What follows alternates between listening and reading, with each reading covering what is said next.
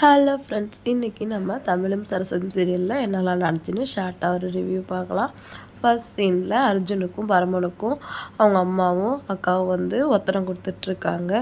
இப்படி போட்டு அடிச்சிருக்கான், அவனை போலீஸில் பிடிச்சி கொடுக்க வேண்டியதானே அப்படின்னு அவங்க அக்கா கேட்குறாங்க. தங்கச்சி அப்படி தான் சொல்லிச்சு, மாப்பிள்ளை தான் வேணா விட்டுருன்னு சொல்லிட்டாரு அப்படின்னு பரமன் அர்ஜுனோட அம்மா ராகினிக்கிட்ட, ஏம்மா உங்கள் அண்ணன் இப்படி பண்ணுறாரு, அவர் அடிக்க தான் நான் பிள்ளையை பெற்று வச்சுருக்கானா அப்படின்னு சொல்லிட்டு கோவமாக கேட்குறாங்க. ராகினி அதுக்கு, அண்ணா அப்படிலாம் பண்ண மாட்டார், ஏன் இப்படி நடந்துக்கிறாருன்னு தெரியல அப்படின்ட்டு அர்ஜுனை பார்த்து, ஏன் அர்ஜுன் அண்ணன் இந்த மாதிரி நடந்துக்கிற பார்த்தேன்னு சந்தேகமாக இருக்குது, உங்களுக்கு இந்த கொலை விஷயத்துக்கு ஏதாவது சம்மந்தம் இருக்கான்னு கேட்குறாங்க. அர்ஜுன் ரொம்பவே ஷாக் ஆகிறாரு.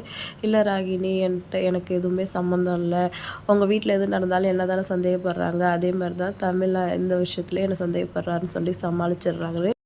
அடுத்த சீனில் அவங்க அம்மா, அவங்க அக்கா, அர்ஜுன் பரமன் எல்லாம் பேசிக்கிறாங்க. அவங்க அக்கா கேட்குறாங்க, ஏன்டா நீங்கள் தானே பிளான் போட்டிங்க, என்ன தான் நடந்துச்சு அப்படின்ற மாதிரி அவங்க அக்கா கேட்குறாங்க. அதுக்கு பரமன் எதோ சொல்கிறாரு, அந்த இடத்துல சைலண்ட்டாக போட்டுடுறாங்க. என்ன நடந்துச்சுன்னு வெயிட் பண்ணி பார்க்கலாம். மேக்னாவையும் அவங்க கூட இருந்தவங்களையும் கொலை பண்ணாங்க வேறு யாரோ தான் அப்படிங்கிற சந்தேகம் நமக்கு இப்போ அதிகமாகிட்டே இருக்குது. ராகினி ஃபஸ்ட் டைம் அர்ஜுனை சந்தேகப்பட்டிருக்காங்க. அடுத்ததாக ராகினி அவங்க அம்மாவுக்கு ஃபோன் பண்ணி நடந்ததெல்லாம் சொல்லி சண்டை போடுறாங்க. தமிழும் நமச்சி வீட்டுக்கு வந்தோடனே அதை பற்றி கேட்குறாங்க கோதையும் நடேசனும். அதுக்கு நமச்சி வந்து இந்த மாதிரி சரஸ்வதியை வந்து ஜெயிலில் வந்து டார்ச்சர் பண்ண சொல்கிறது அர்ஜுன் தான், அந்த கோவத்தில் தமிழ் இந்த மாதிரி செஞ்சுட்டா அப்படின்ற மாதிரி சொல்கிறாரு எல்லாத்தையும்.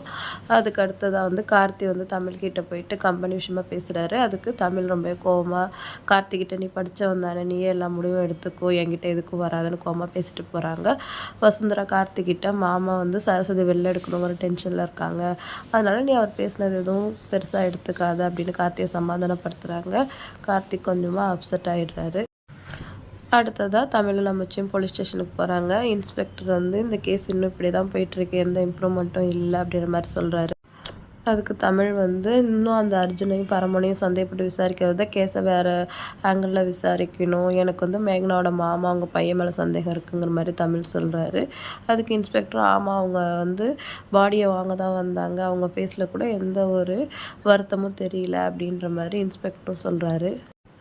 நமக்கு இன்னும் ஒரு நாள் தான் இருக்குது, அதுக்குள்ளே வந்து குற்றவாளி யாரும் கண்டுபிடிக்கலன்னா சரஸ்வதிக்கு வந்து கேஸில் தீர்ப்பு கொடுத்துருவாங்கன்னு இன்ஸ்பெக்டர் சொல்கிறாரு. தமிழும் நமச்சு ரொம்ப ஷாக்காகிறாங்க.